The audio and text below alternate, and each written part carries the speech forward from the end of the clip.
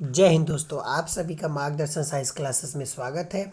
आज हम जा रहे हैं मैट्रिक है जो 10th क्लास का जो साइंस है उसके ऑब्जेक्टिव को कराने, जो आपके एग्ज़ाम के लिए सबसे महत्वपूर्ण जो सवाल है उसको कराएंगे। तो ज़्यादा से ज़्यादा लाइक, शेयर और कमेंट करिए कोई क्वेश्चन प्रॉब्लम हो तो। आइए क्वेश्चन को हम सॉल्व करें, जितने भी MCQ क्वेश्चन है उसको हम सॉल्व करेंगे। देखिए, सबसे पहला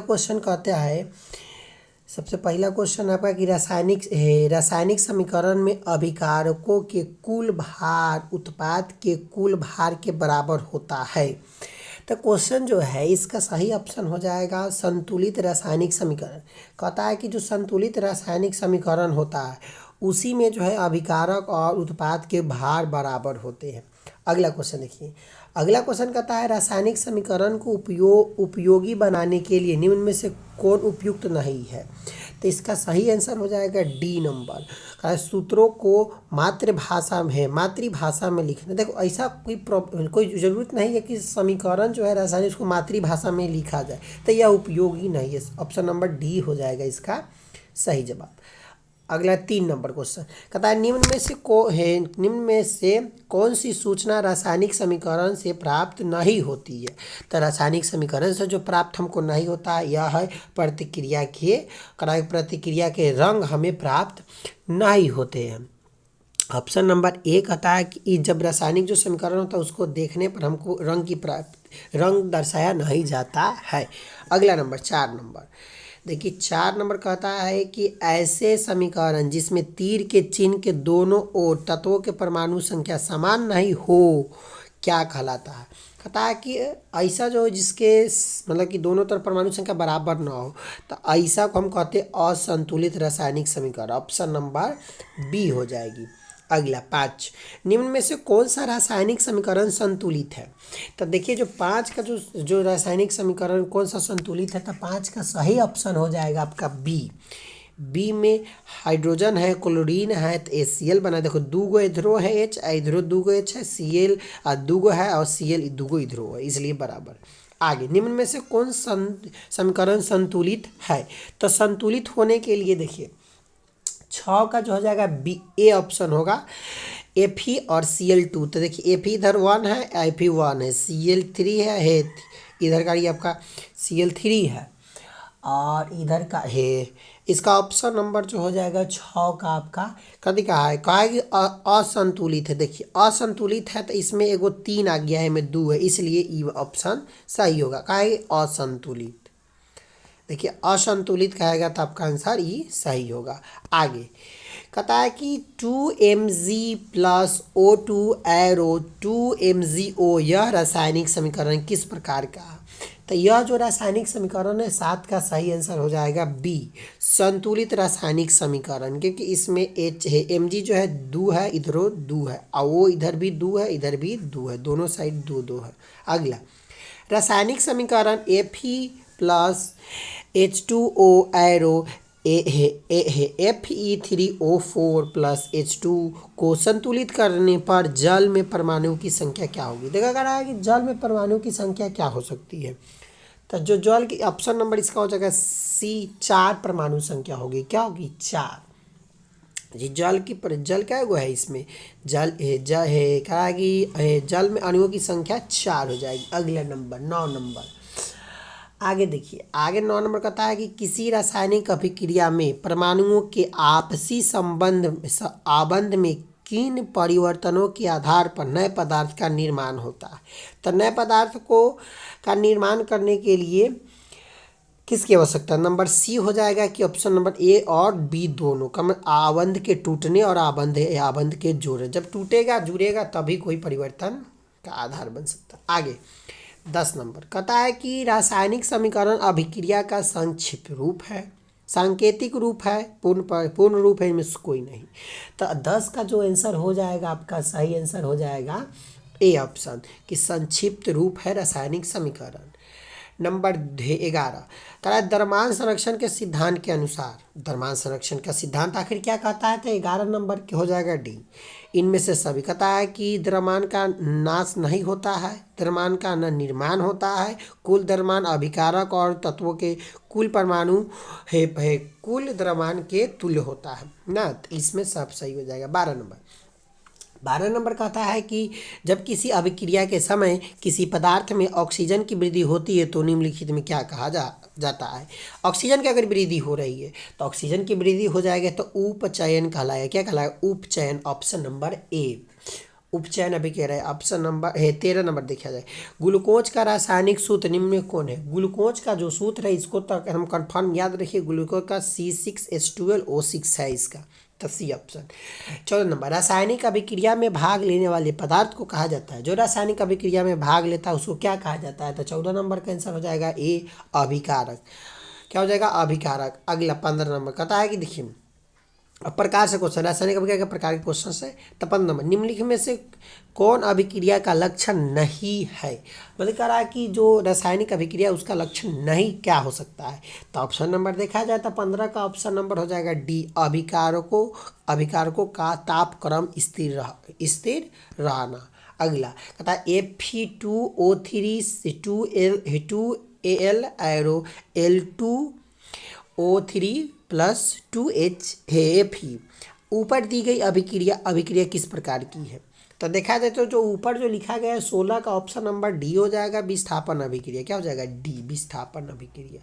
आगे प्राकृतिक गैस का दहन किस प्रकार का रासायनिक अभिक्रिया? जब प्रकार की रहे कहता है प्राकृतिक गैस का दहन किस प्रकार का रासायनिक अभिक्रिया है? तो जो प्रकार की है जो आपका प्राकृतिक नेचुरल गैस का है तो इसका हो जाएगा उस ऑप्शन नंबर 17 का ऑप्शन नंबर सी हो जाएगा, ऊष्माक्षेपी अभिक्रिया। कौन? ऊष्माक्षेपी अभिक्रिया। आगे देखा जाए कहता है कि श्वसन किस प्रकार की रासायनिक अभिक्रिया है? तो श्वसन जो है एक प्रकार की उपचयन अभिक्रिया। ऑप्शन नंबर 18 का 1 हो जाएगा। अब 19 नंबर देखा जाए। 19 नंबर कहता है कि सोडियम हाइड्रोक्साइड और हाइड्रोक्लोरिक अम्ल से अभिक्रिया से सोडियम क्लोराइड और जल बनता है, यह कौन सी अभिक्रिया है? तो 19 का ऑप्शन नंबर हो जाएगा बी। ई है जो है उदासीनीकरण अभिक्रिया है। 19 का ऑप्शन नंबर बी हो जाएगा। आगे 20 का कहता है कि रासायनिक परिवर्तन वस्तुओं के गुण और अवस्था में वह परिवर्तन है जिसके फलस्वरूप क्रिया के पलटने पर फलित वस्तु से आदि वस्तु की प्राप्ति होती है। तो जो 20 नंबर का आपका सही आंसर हो जाएगा वो हो जाएगा बी नंबर, नहीं होगी। अगला 21 कहता है कि साग सब्जियों का विघटन होकर कंपोस्ट बनना किस प्रकार का रासायनिक समीकरण है? देखिए यह 14 में या 17 दो बार पूछा गया है, तो ये एकदम इम्पोर्टेंट क्वेश्चन है। हम इम्पोर्टेंट क्वेश्चन ही आपके लिए लेकर आए। अगला 20 जो है 21 का ऑप्शन होगा ऊष्माक्षेपी अभिक्रिया है, ऊष्माक्षेपी अभिक्रिया हो जाएगी। अगला नंबर 22 कहता है कि AgCl सूर्य का प्रकाश की अगर उपस्थिति में 2Ag प्लस में Cl2 बनाता है तो सूर्य के प्रकाश में यह रासायनिक अभिक्रिया किस प्रकार की है? तो यह जो अभिक्रिया है इसका ऑप्शन नंबर हो जाएगा सी अपघटन अभिक्रिया है। कौन सी अभिक्रिया? 22 का यह अपघटन अभिक्रिया है। 23 नंबर जिन अभिक्रियाओं में ऊर्जा अवशोषित होती है, ऊर्जा का अवशोषण किया जाता है वो क्या कहलाती है? तो 23 नंबर का सही ऑप्शन हो जाएगा ये ऊष्माशोषी अभिक्रिया। जिसमें अवशोषण होगा वह ऊष्माशोषी अभिक्रिया कहलाएगी। 24 नंबर कहता है कि Fe+C है CuSO4 में एरो C है FeSO4+Cu। यह अभिक्रिया उदाहरण है कौन सी अभिक्रिया है? 24 नंबर का। तो 24 नंबर का बी विस्थापन अभिक्रिया। कौन सा अभिक्रिया? विस्थापन अभिक्रिया। 25 नंबर देखिए 25 नंबर जो क्वेश्चन है वो कहता है कि Na2SO4+BaCl2 एरो BaSO4+2NaCl। इस अभिक्रिया में BaSO4 का श्वेत अवक्षेप बनता है, अतः इस अभिक्रिया को कहते हैं कौन सी अभिक्रिया कहते हैं? 25 नंबर का सही ऑप्शन हो जाएगा ए अवक्षेपन अभिक्रिया। देखो पहले ही कहा कि अवक्षेप बनता है तो अवक्षेपन अभिक्रिया कहलाएगी। अगला 26 नंबर, वे अभिक्रियाएं जिनमें अभिकारकों के बीच आयनों का आदान प्रदान होता है उन्हें क्या कहा जाता है? तो 26 नंबर का ऑप्शन नंबर सी, द्विविस्थापन अभिक्रिया जिसमें आयन जाता है। अगला 27, निम्न में से कौन अभिक्रिया के लक्षण है? करा है कि अभिक्रिया के लक्षण कौन कौन से हैं? 27 नंबर के डी ऑप्शन हो जाएगा इनमें सभी, क्योंकि अभिकारक के स्वरूप में परिवर्तन होता है, ताप का उत्सर्जन होता है, ऊर्जा का उत्सर्जन होता है। अगला 28 नंबर कहता है कि वे अभिक्रियाएं जो दोनों दिशाओं में अग्रसर होती है उन्हें क्या कहा जाता है? ऑप्शन नंबर बी, उत्क्रमणीय अभिक्रिया, उत्क्रमणीय रिवर्सिबल कहा जाता है इसको। आगे 29 नंबर, वैसी रासायनिक अभिक्रिया जो एक ही दिशा में अग्रसर होती है उसे क्या कहा जाता है? अग्रसर अगर एक ही दिशा में है तो उसको हम कहते हैं अनुत्क्रमणीय, मतलब कि 29 का ऑप्शन नंबर ए, अनुत्क्रमणीय हो जाएगा इसका आंसर नंबर ए। 30 नंबर कहता है कि H2HI पराबैंगनी किरणों और H2O+I2 बनाएगा, तो यह अभिक्रिया क्या सूचित कर रहा है? तो यह अभिक्रिया जो सूचित कर रहा है वह प्रकाशकीय अपघटन को, किसको? प्रकाशकीय अपघटन को सूचित कर रहा है। अगला 31 नंबर, वैसी अभिक्रियाओं को जो प्रकाश के अवशोषण द्वारा घटित होती है कहलाती है।